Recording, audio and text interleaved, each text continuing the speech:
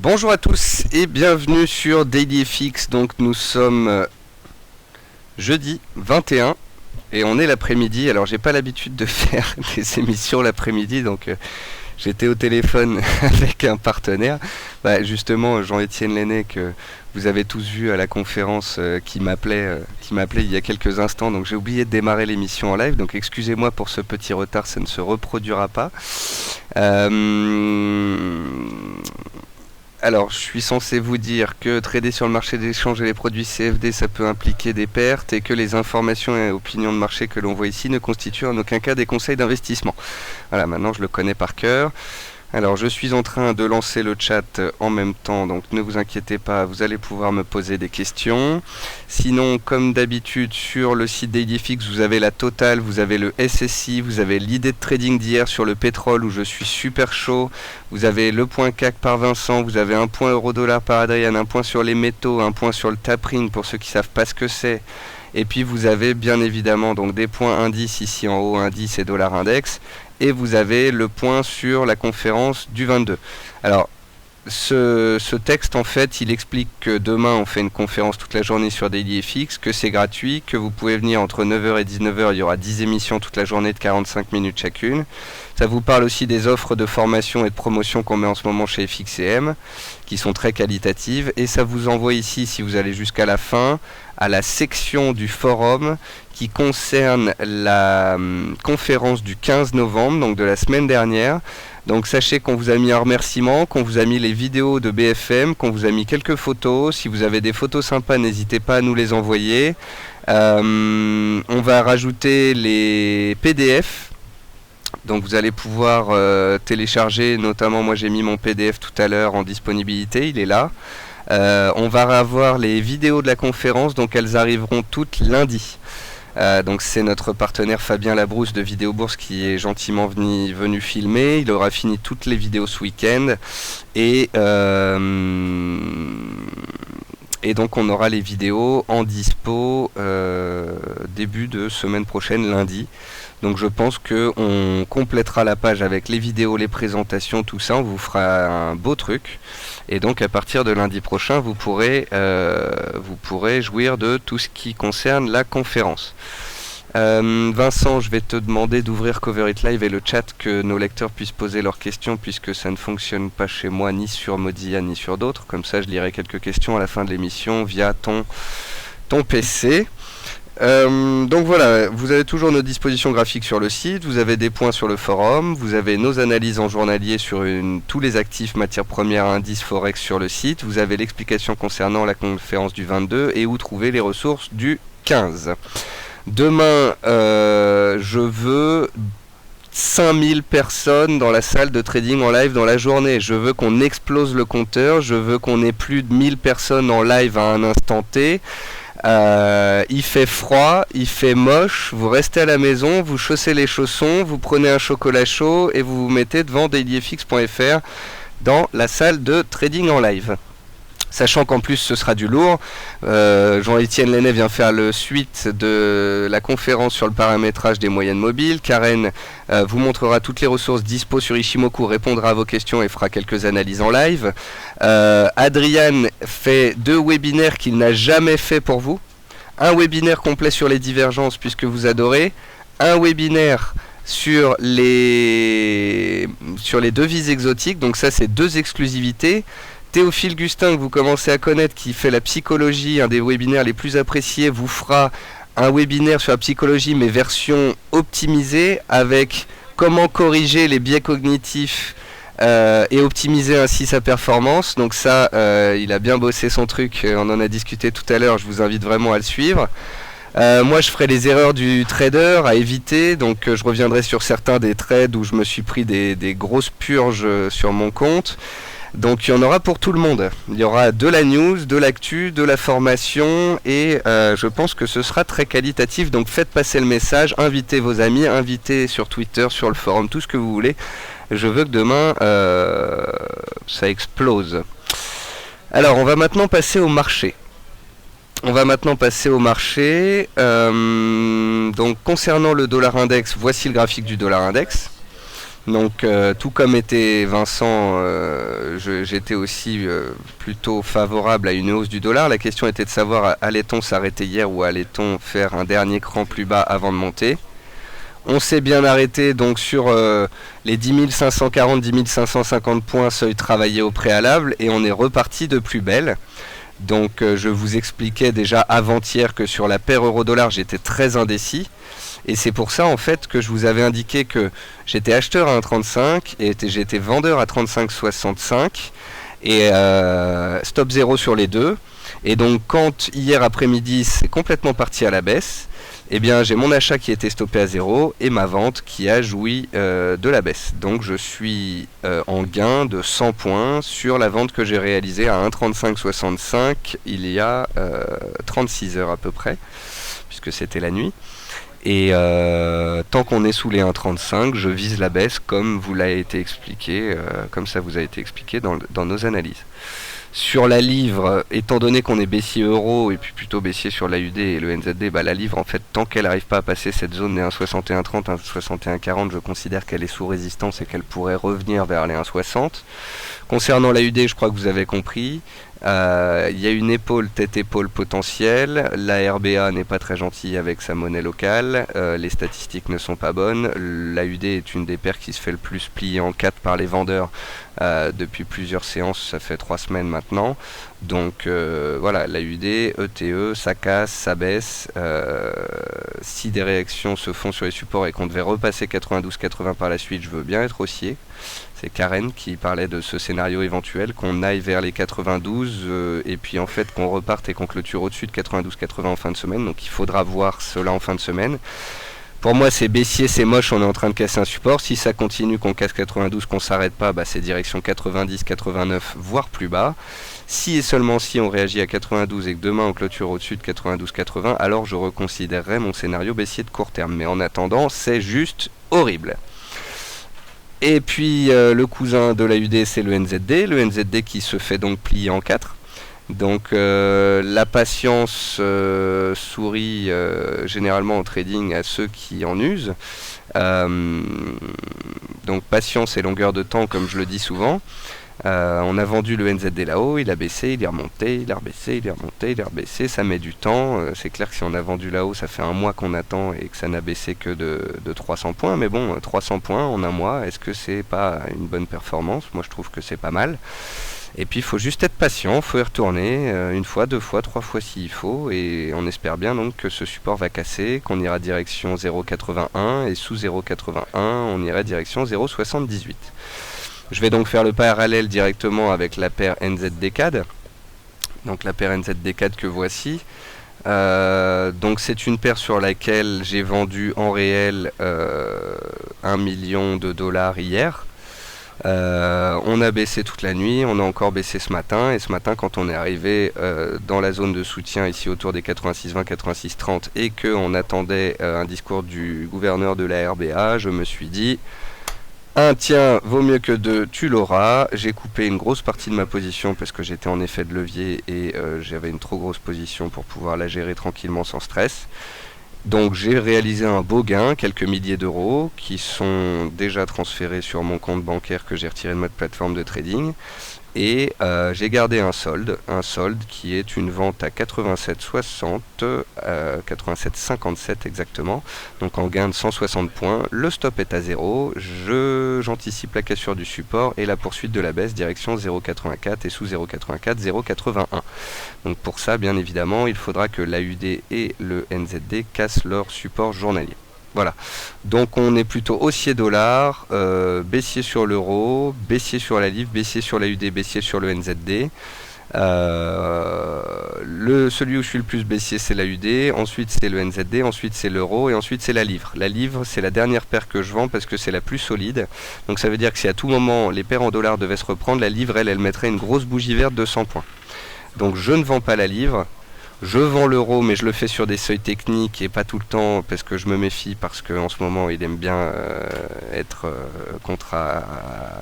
aime bien nous contrarier, dira-t-on. Et puis l'AUD, le NZD sont plutôt bien. Je pense qu'on vous a invité à les trader via l'euro AUD, via l'AUD directement, via le NZD4. Donc j'espère que certains ont profité. On arrive en zone de soutien, ça peut réagir. Est-ce que ça veut pour autant dire qu'il faut couper les positions? Je ne pense pas. Moi je pense qu'il faut alléger les positions, garder un solde, et si ça casse, on renforce et on joue le mouvement suivant. Sur les paires en yens, bravo Vincent, hein, c'est son dada, les paires en yens, c'est bien puisque chez nous, moi j'aime bien les paires en dollars, lui les paires en yens, Adrien les métaux, enfin chacun c'est sa petite famille d'actifs. Donc Vincent, toujours haussier sur les paires en yens, on a eu le fameux breakout de l'USD yen, USD yen qui est le meneur des mouvements sur les paires en yens en général, donc on a l'euro yen qui s'est envolé et la livre yen qui s'est envolée également. La livre yen étant la plus forte, comme vous l'a indiqué Vincent dans son émission d'hier et dans son analyse de lundi, où il disait qu'il faut faire du stock picking sur les paires en yens et choisir donc les plus fortes pour jouer la hausse, les plus faibles quand on veut shorter. Et donc pour l'instant, et tant qu'on sera au-dessus des 100.40 sur l'USD yen, la tendance reste haussière, un signal haussier a potentiellement été donné et la hausse pourrait perdurer en direction des 103. Cela ne se fera peut-être pas sans repli, mais en attendant, donc on garde des tendances haussières sur toutes les paires en yens. Concernant l'USD4, vous remarquerez que même si les paires en dollars, livres et euro-dollar ne baissent pas beaucoup, par contre l'AUD et le NZD se font plier, l'USD CAD il correspond plus à la famille AUD et NZD, parce qu'en fait AUD, NZD et CAD, c'est ce qu'on appelle les dollars des matières premières. Parce que en Australie il y a beaucoup de métaux, de minerais, donc c'est les métaux précieux, dollar australien, dollar néo-zélandais, Canada c'est le pétrole. Mais en gros, que ce soit des métaux ou du pétrole, c'est des matières premières. Donc vous voyez qu'aujourd'hui l'euro et la livre tiennent à peu près, mais que les paires des métaux précieux, donc AUD, NZD, CAD, on voit bien qu'elles se font plier contre le dollar. C'est pour ça qu'on a un dollar CAD qui monte comme il faut. Donc vous savez sur cette paire là que je suis plutôt acheteur à moyen terme. On bloque à 0,5, si les 0,5 passent on peut s'envoler. Donc il faudra faire attention à la validation de ce potentiel signal. Pourquoi est-ce que j'ai pas repayé l'USD-CAD? Parce que je suis déjà sur l'euro, j'étais aussi sur le NZD via le NZD-CAD, on peut pas être partout. Et puis ce qui me contrarie aussi, c'est que je vois le pétrole sur support et que j'ai plutôt envie de payer du pétrole. Donc sachant que l'USD-CAD est inversement corrélé au pétrole, c'est difficile de jouer la hausse sur les deux. Donc moi j'ai décidé de jouer la hausse du pétrole. Alors le pétrole, pour que vous compreniez bien, depuis hier, donc depuis 24 heures, le pétrole c'est le truc où je suis le plus chaud. Je crois que quand un analyste comme moi marque sur Twitter achat fort, pétrole, 93, 80, 94, 94, 30, 93, 94, 70, feu, allez-y, je suis très acheteur. Ça veut dire ce que ça veut dire. J'essaye en gros de vous alerter que là, sur les 24 heures qui viennent, j'ai modulé mes paires sur le dollar, j'ai pris des bénéfices sur le NZD-CAD, les indices baissent un peu, ça me convient, mais il n'y a encore rien de fait. Par contre, le pétrole, je suis super chaud. Donc je vous en ai parlé hier, je vous en ai reparlé ce matin, je l'ai tweeté 10 fois dans la matinée, on a pris 100 points depuis ce matin, j'espère que certains d'entre vous profitent. On est dans un canal haussier sur le pétrole, on a touché un support horizontal et on a une divergence haussière comme vous l'a montré Adrien dans son alerte d'hier. Pour ceux qui ne connaissent pas, quand on est sur le site DailyFX, tous les après-midi on vous poste une alerte. Donc hier on postait une alerte pour dire, elle y est même plus tellement il y en a qui sont postés dans la journée. Donc on va dans la catégorie alerte, idée de trading, une divergence haussière présente sur le WTI. Donc ça c'est une façon, vous voyez qu'on a tous les après-midi de mettre une idée de trading en avant. Exceptionnellement il n'y en aura pas cet après-midi puisqu'Adrien a décidé de prendre du temps pour bien fignoler ces deux présentations de demain pour vraiment vous faire des trucs super. Donc à 9h15 sur les monnaies exotiques et puis en fin de journée à 18h sur les divergences. Donc le pétrole, achat 93, 60, 80, 94, 94, 30, 94, 70, je suis super chaud, je mets les stops sous la bougie du jour, donc sous 93, 40, voire sous la bougie d'hier 93, 30. Ça fait un peu espacé certes, mais ça en vaut la chandelle, moi je vise un retour à 99 dollars. En gros, je vise 97,50 minimum. Je pense que si on monte là, on va aller chercher 95,30, on va les casser, on va remonter vers 97. Si ça passe à 97, on peut aller chercher les 99,100. et ainsi retracer une partie du mouvement baissier que l'on a fait ici. Vous voyez, revenir à 100, ce serait retracer 38,2% de la baisse. C'est que dalle. Et ça fait 700 points par rapport aux achats que j'ai proposés hier. Donc c'est pas négligeable. Donc voilà, je sais pas si on va mal clôturer, si on va refluer, auquel cas ça invalidera un peu mon plan à court terme, mais pour le moment, parce que ça a tenu hier, parce que ça a relancé aujourd'hui, parce qu'on attaque encore les résistances à l'heure actuelle, je pense qu'il y a quelque chose de sympathique à faire sur le pétrole et j'espère que certains d'entre vous ont suivi. Yuka Oil, je ne le joue pas parce qu'il a surperformé pendant un temps et si ça monte, je préfère jouer US Oil que Yuka Oil à court terme. Je préfère la façon de bouger, je préfère son côté punchy quand il est tout en bas comme ça. Donc à choisir cette fois-ci, je vous réponds avant que vous me posiez la question, c'est US Oil. Concernant le copper, il longe toujours la borne basse de son canal. Concernant l'argent, on a enfoncé et ça baisse et c'est baissier sous les 20,55. J'ai pas de position et pas trop d'avis là-dessus. Concernant l'or, vous voyez qu'on a éclaté le support hier et que sur cassure des 1260-65, un signal vendeur a été donné. Donc je vous disais avant-hier, le copper est sur le fil du rasoir, l'argent n'avait pas cassé sa petite oblique, l'or était à 1275, je vous disais, pour ceux qui veulent payer, c'est ici, mais c'est agressif parce qu'à contre-tendance. Moi-même, j'avais un achat sur l'or, mais j'avais mis un stop à 5$. C'était très serré parce que je ne voulais prendre aucun risque. Et je vous avais aussi dit dans l'émission d'hier que si je ne prenais pas de risque et si je mettais un stop si court, c'était parce que j'espérais bien que si on cassait le support, je puisse d'une part couper mon achat, mais en plus noter que le signal vendeur était donné et passer vendeur. C'est ça le truc. On était sur le fil du rasoir. Sur le fil du rasoir, je peux soit regarder, soit payer en agressif. J'ai payé en agressif. J'ai été stoppé avec une petite perte. Puis derrière, ça casse. Je peux vendre. Je peux suivre le mouvement. Bon, je vous avouerai que hier, j'étais déjà en position sur pas mal d'actifs. Et puis j'avais donc une grosse position en réel à gérer sur le NZD-CAD. Donc j'ai pas eu que ça à faire d'aller sur l'or, je l'ai même pas vu. J'étais pas devant à ce moment-là, donc on peut pas toujours être devant au moment où les signaux sont donnés. Mais donc voilà, les métaux or et argent sont baissiers, l'argent sous 20,50 et l'or sous 1260. Et tant qu'on sera sous ces seuils-là, l'or peut revenir à 1180, voire même à inscrire des nouveaux plus bas et potentiellement à moyen terme chercher les 1000$. Quant à l'argent, un retour à 18, voire un excès derrière vers 17 voire 15 est tout à fait possible. Il faut savoir que l'argent, quand il se fait vendre, il se fait pas vendre, c'est en un claquement de doigts. C'est des gros fonds qui sortent, c'est pas très liquide. S'ils veulent en 3 jours faire passer les cours de l'argent de 20 à 15, c'est tout à fait envisageable. Donc pour l'instant, les cours de l'argent sont baissiers, les cours de l'or sont baissiers, et je vous invite soit à prendre des positions baissières, soit à faire très attention avec vos achats, parce que 70% des particuliers sont à l'achat, et quand 70% des particuliers sont à l'achat, généralement, ça baisse.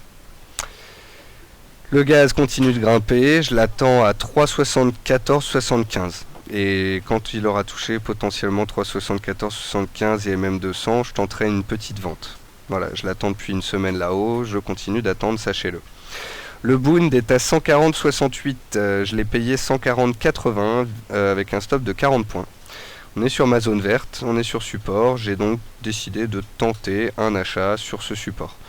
C'est pas le trade du siècle, d'autant que les indices ne veulent pas lâcher, mais voilà, on est sur support, j'ai payé, j'ai mis un stop de 40 points, on est sur un niveau, donc pour ceux que ça intéresse, si on casse les 140.5, on accélère à la baisse, mais tant que les 140.5 tiennent, il y a l'éventualité d'un rebond qui pourrait se profiler. Les indices, donc le 440 est toujours dans son range, les vendeurs ont pris la main il y a 3 jours, les acheteurs ont répondu ce matin quand le CAC s'est fait une frayeur à 4220, le CAC est haussier à moyen terme, donc dès qu'on arrive sur ce support là, pour l'instant il est mis à profit, et tant que ce support là tiendra, on sera susceptible de remonter vers le haut du range, voire derrière d'aller faire des nouveaux plus hauts.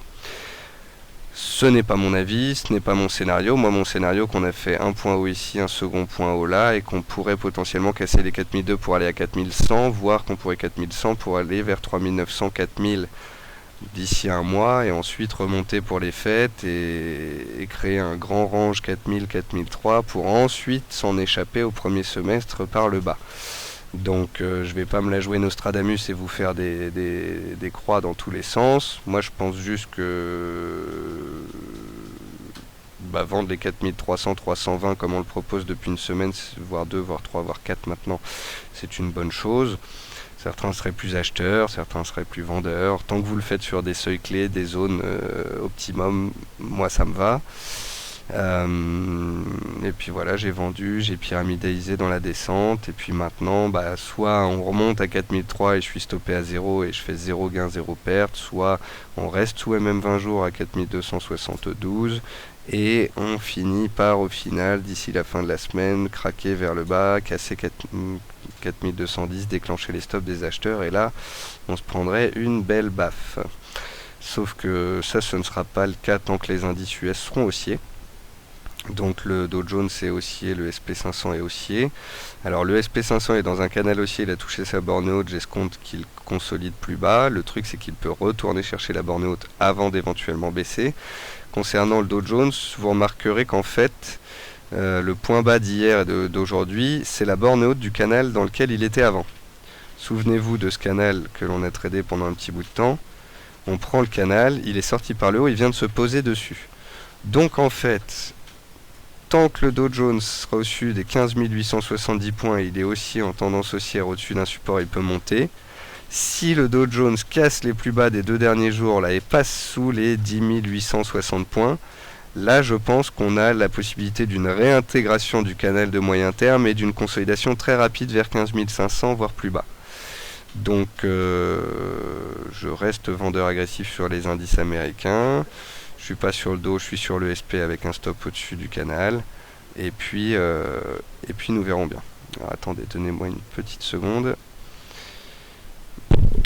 Jean-Étienne, je suis en plein webinaire, mais je peux vous rappeler d'ici 20 minutes.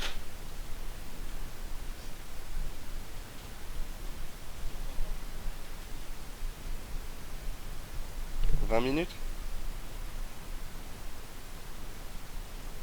À tout à l'heure. C'est Jean-Étienne qui veut savoir à quelle heure il doit venir demain matin pour son webinaire sur l'optimisation des moyennes mobiles. Donc voilà, les indices US restent haussiers. Vous voyez qu'en fait, les plus bas du jour sur le SP, c'est 1778, c'est les plus hauts précédents. Donc les résistances cassées deviennent support. Donc oui, c'est haussier, oui, ça peut monter, oui, on peut aller faire des nouveaux plus hauts. Le pivot, on l'a, il est là, il est à 1777,78. Donc pour ceux qui sont vendeurs tout en haut, on garde les ventes ou bien on allège. Moi, je garde ceux qui veulent alléger, allège. Si ça y retourne, je reste au P à 0, je reprendrai, je m'en fous, c'est comme ça. Faut savoir des fois avoir des avis dans la vie et puis faire des choix. Moi, mon choix, il est fait.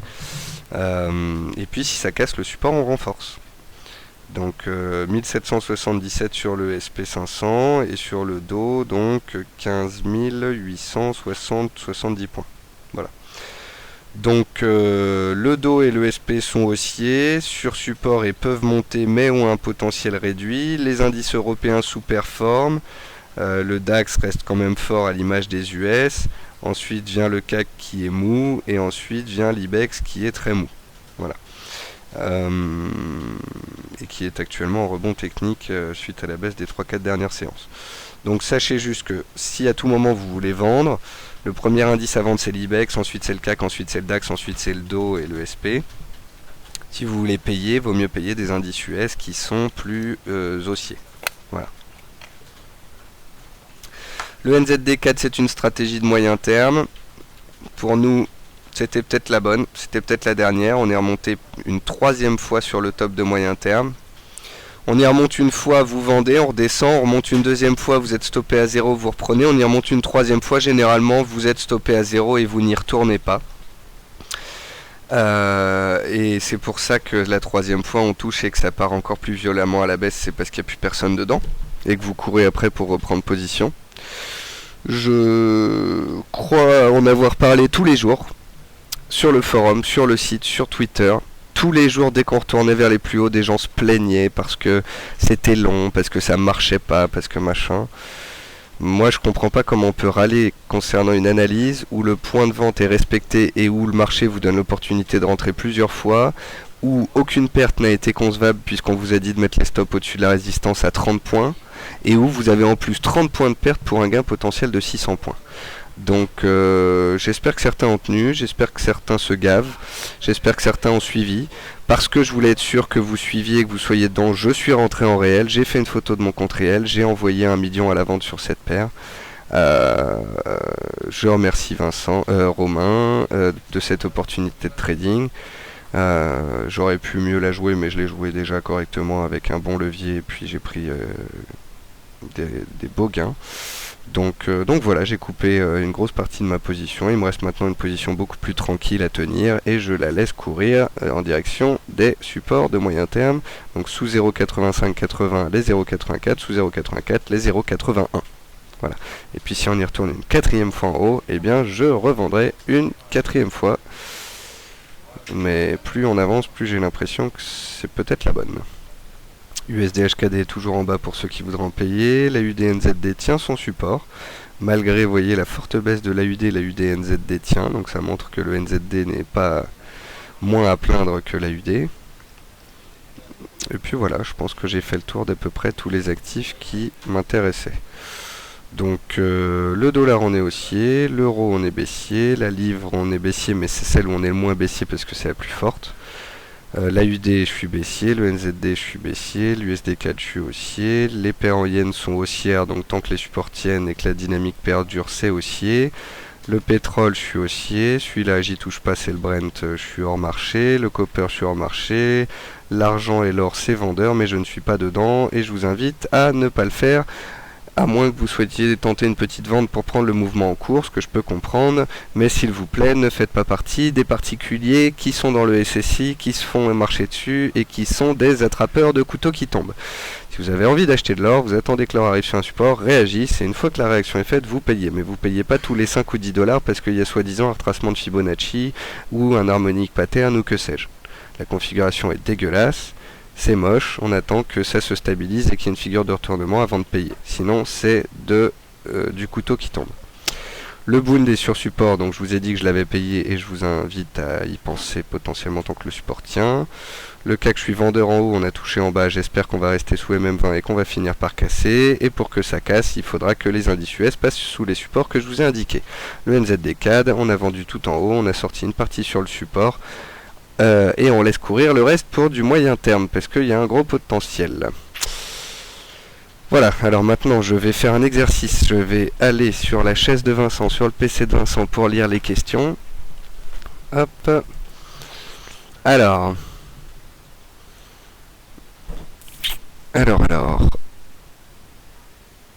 Sailor dit bravo pour NZD4 qui assure des plus bas en cours. Dom dit bonjour Nico, bravo pour la journée du 15, soirée avec vous au champagne, merci. Bah écoutez, c'était un plaisir avec nous aussi. José sur le pétrole, c'est bien. Cassia dit si on est à la hausse sur JPY, la CHF JPY, on n'est plus dans la stratégie de baisse, idée de trading. Alors en fait, Vincent lui est haussier sur les paires en yens, mais Adrien lui a trouvé qu'il y avait une opportunité intéressante à la vente sur CHF yen. Donc vous pouvez très bien avoir des paires en yens qui montent, mais un CH yen qui monte moins que les autres, voire par la suite, si les autres consolident un peu, lui il se retourne. Donc c'est peut-être ici une configuration particulière qui a plu à Adrien, et Adrien lui donc est vendeur sur CHF yen, et Vincent lui est plutôt haussier sur les paires en yens. On n'est pas toujours tout le temps d'accord, et puis quand on est haussier sur les paires en yens, pour Vincent c'est du moyen terme, pour Adrien c'était je pense une vente de très court terme. Panther me dit j'ai 2 lignes sur le WTI, je dois respecter mon money management, j'en rajoute pas. Ben, c'est bien. Jacques dit vu les stats très positifs d'aujourd'hui, on se rapprocherait du tapering, donc descendre des indices, or les US montent et montent. Je pense Jacques que de toute façon le tapering on le fera pas pour le moment. Et je vois pas en quoi on peut parler de chiffres américains positifs. Oui, il y a des stats qui sortent un peu supérieurs aux attentes, mais en général, quand on regarde le paysage fondamental américain, c'est quand même dégueulasse. Panther dit stopper à 0 sur le SP500, tu n'as pas une moyenne de 1777 Si, j'ai une moyenne à 1777, stop 1807. Donc j'ai pas de stop à 0 sur le SP, c'est sur le CAC où j'ai un stop à 0. Virox dit je tiens sur le NZD4. Ah bah il y a intérêt, maintenant je vous ai tous mis dedans, donc vous avez intérêt à la tenir. Hein. Cassia dit je suis à 175 points, j'ai coupé 80%, je laisse faire le reste sur NZD4. Bah voilà, c'est parfait, j'ai fait exactement la même chose. Roby dit bonjour Nicolas, peux-tu me dire les corrélations ou non-corrélations entre dollar et US Oil? Bah en fait Roby, normalement le pétrole est coté en dollars, si le dollar monte, le pétrole baisse. Donc en théorie, le dollar est en train de monter ces dernières séances, le pétrole devrait baisser. Or, tu remarqueras qu'il tient bien, il tient bien parce qu'il y a des tensions au Moyen-Orient et parce qu'il a touché son support. Donc en fait, j'estime tout à fait probable que on vient d'avoir 4 jours de hausse du doll, ou 3 jours, 2 ou 3 jours de hausse du doll, 2 ou 3 jours de hausse du pétrole. Imagine si le dollar devait baisser un peu, genre consolider sous résistance. Là, dans ces cas-là, le pétrole, il s'envole. En fait, le pétrole se serait déjà envolé si le dollar américain n'était pas si fort. Par contre, il suffirait d'une simple petite consolidation du dollar américain pour que le pétrole en mette une énorme. Donc tant qu'on tient les 93, 50, moi je suis fortement acheteur du pétrole, et puis si on devait casser, bah je sortirais en perte, mais je suis plutôt confiant sur ce scénario. La Goulette dit le gold hier c'était évident qu'il allait dévisser, le short à 1260 était bon avec retour sur 1180. Effectivement la Goulette, une analyse d'Adrian a été faite hier pour mettre en exergue les supports à 20,30 et 1260 sur ces deux métaux. Les supports ont été cassés et nous sommes donc naturellement passés baissier. Jacques dit tu es une urgence ou quoi, tu vas vite? Non, bah je pense que vous avez en fait dès le matin jusque tard le soir mes avis sur l'euro, sur la livre, sur les indices, etc. Je pense que vous avez les émissions du matin. Vous avez, moi aussi je suis beaucoup sur le forum. Hein, vous savez, je pars du principe que vous avez lu les points forum et que vous savez ce qu'on pense et ce qu'on dit des différents actifs. Donc j'essaye de vous raconter des choses nouvelles ou de vous parler de la gestion des positions, etc. Mais sinon, pour l'instant, tout se passe dans le sens de ce qu'on voulait. Hein. Hausse du dollar, baisse des paires en dollars, hausse des paires en yens. Les métaux en étaient attentistes, ils ont donné des signaux baissiers. Bah, on suit les signaux baissiers. Les indices, on est vendeurs, ça craque un peu en Europe, mais ça tient aux US. Donc là-dessus, c'est ces derniers scénarios où on doit réussir à enclencher pour réussir. Le NZD4 s'est super bien passé. Donc voilà. C'est pour ça que je vais vite. Bonjour Nicolas, que pensez-vous de la résistance du DAX? Bah, je pense que le DAX, au même titre que les indices américains, est haussier, tient bien, est fort, mais que il finira par consolider, corriger.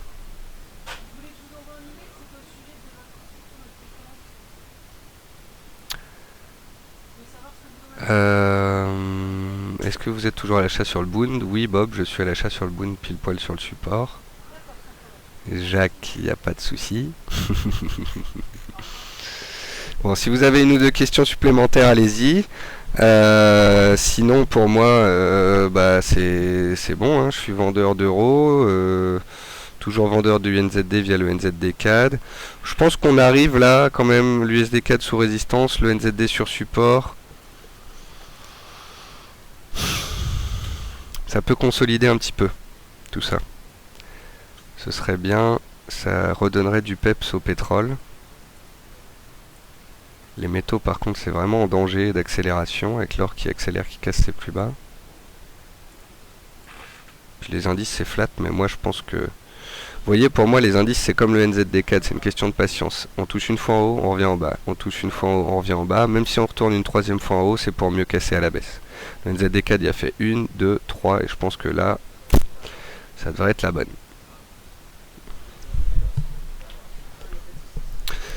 Hop là, excusez-moi, je vais me casser la figure. Quel montant de position vous conseilleriez pour un achat de pétrole? Serge, on ne peut pas répondre à une question comme ça. Est-ce que vous êtes débutant? Est-ce que vous êtes aguerri? Est-ce que vous êtes en démonstration? Est-ce que vous êtes en réel? Est-ce que vous êtes bon père de famille, vous risquez 0,5 de performance par jour? Ou bien est-ce que vous êtes un trader aguerri qui met 3 à 5% de votre portefeuille sur un scénario? Est-ce que vous êtes plutôt un acheteur swing qui met des stops larges? Ou est-ce que vous êtes un acheteur intraday qui met des stops serrés? Ça veut rien dire un montant de position. Je connais pas votre profil, je connais pas votre optique de trading, je connais pas le montant total de votre portefeuille, ni votre aversion au risque. Comment voulez-vous que je calcule une taille de position?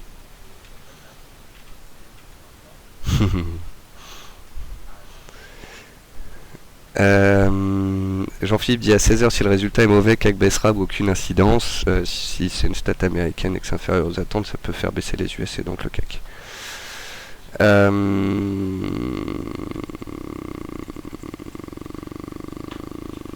Visiteur me dit est-ce que le Bund à 140.5 ça s'achète? Bah je sais pas. Vous venez de suivre mon webinaire, vous venez de voir que je vous montre un graphique du Bund, vous venez de m'entendre dire qu'à 140.5 il y a un support. Donc on est à 140.6, donc on est sur le support. Donc quand on est pile poil sur le support, qu'est-ce qu'on fait? Soit on attend la cassure et on vend, soit on part du principe que le support va tenir, donc on achète et puis on met le stop juste sous le support. Bah ça c'est l'option que j'ai choisie. Voilà. Alors visiteur dit bonjour, sur NZDK et AUD-USD à quel niveau renforcer? Bah en fait la UD-USD vous auriez pu renforcer sur cassure des 0,93 parce que ça vous a été dit à de nombreuses reprises. C'était un niveau seuil clé, on y retournait à pleine vitesse et on l'a cassé, donc il était possible de renforcer facilement sous 0,93 et sous 0,9230 qui est un support. Si réaction il y a, on rebondit un peu, mais si on le casse, il y aura de nouveau accélération. Concernant le NZD-CAD, il faut attendre qu'on casse les 0,8180. Et en plus de ça, vous pouvez attendre qu'on casse le seuil, qu'on fasse un rebond dessus et ne shorter que le pullback. Vous n'êtes pas obligé de shorter en pleine accélération. Donc, et puis ça, fallait y penser. Hein, parce que moi, je vous fais shorter tout en haut. Et maintenant, on a perdu 200 points, on est sur support et on me demande quand est-ce qu'on vend. Donc vous voyez que c'est pas évident quoi. Après moi je peux vous dire vendez sur rebond vers 86,30 ou vendez sur cassure sous les 85,80, mais bien évidemment le timing est moins bon, le ratio risque gain est moins bon, etc.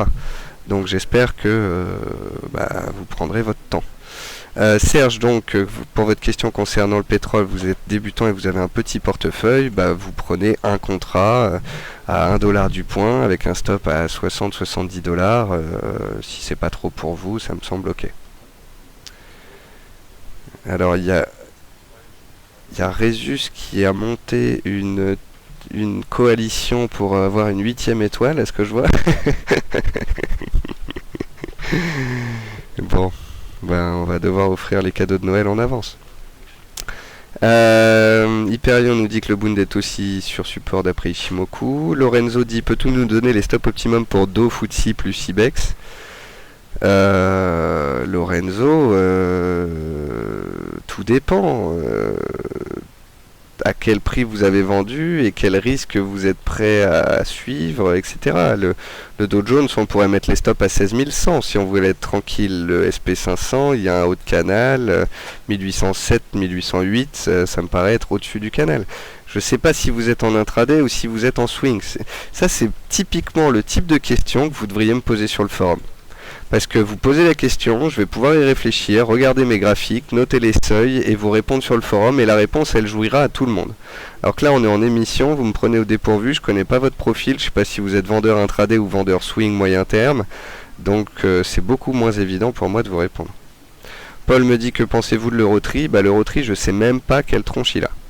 Je ne connais pas cette paire, je ne connais pas cette stratégie, je sais qu'Adrien est dessus, je crois savoir qu'il est à la vente dessus, mais j'ai aucune idée de ce à quoi ressemble le graphique. Diamond dit une montée du Bund peut-il confirmer la baisse des indices? Oui Diamond, c'est ça le but. Roby dit regarde depuis hier en 1 heure que des bougies bleues sur GBP AUD, ça c'est effectivement ça met en avant la force de la livre et la faiblesse de l'AUD.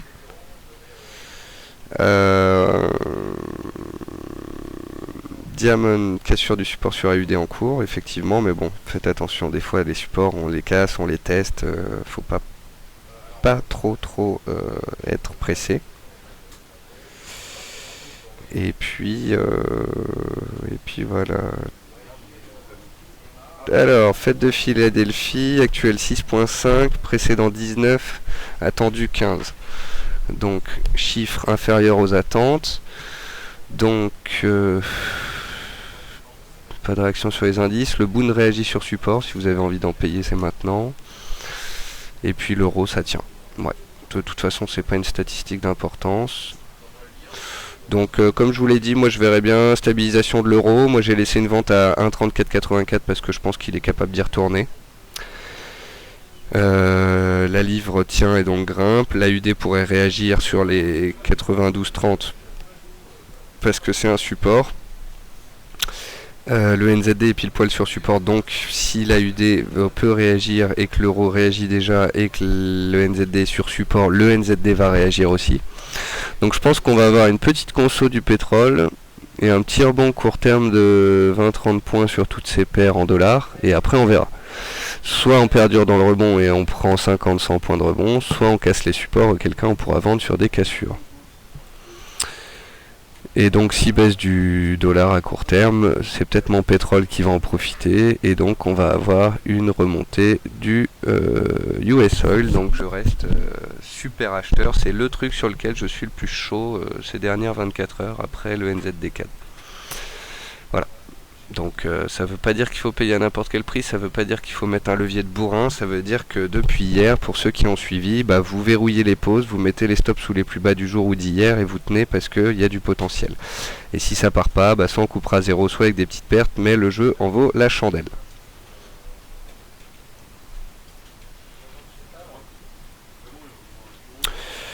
Voilà, mesdames et messieurs.